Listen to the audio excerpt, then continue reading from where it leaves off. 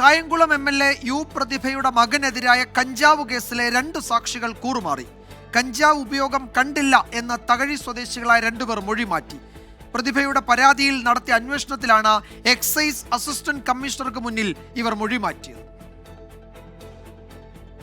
പ്രതിഭയുടെ മകൻ ഉൾപ്പെടെ 9 പേർക്കെതിരെ കുട്ടനാട് എക്സൈസ് രജിസ്റ്റർ ചെയ്ത ക്രൈം ആൻഡ് ഒക്കറൻസ് റിപ്പോർട്ടിൽ തകഴി സ്വദേശി 38-കാരൻ അജിത്, 62-കാരൻ കുഞ്ഞുമോൻ എന്നിവരായിരുന്നു സാക്ഷികൾ.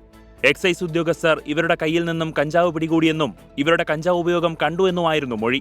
എന്നാൽ യു പ്രതിഭ വകുപ്പ് മന്ത്രിക്കും മുഖ്യമന്ത്രിക്കും നൽകിയ പരാതിയിൽ നടത്തിയ അന്വേഷണത്തിൽ Alappuzha assistant excise commissioner Ashok കുമാറിന്റെ മുന്നിലാണ് സാക്ഷികൾ മൊഴി തിരുത്തിയത്.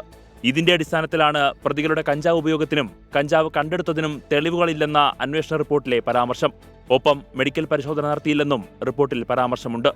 എന്നാൽ കുറഞ്ഞ അളവിൽ കഞ്ചാവ് പിടികൂടുമ്പോൾ മെഡിക്കൽ പരിശോധനകൾ സാധാരണയായി നടത്താറില്ല എന്നാണ് എക്സൈസ് വകുപ്പിനുള്ളിൽ നിന്നു തന്നെ ഉയരുന്ന ആക്ഷേപം.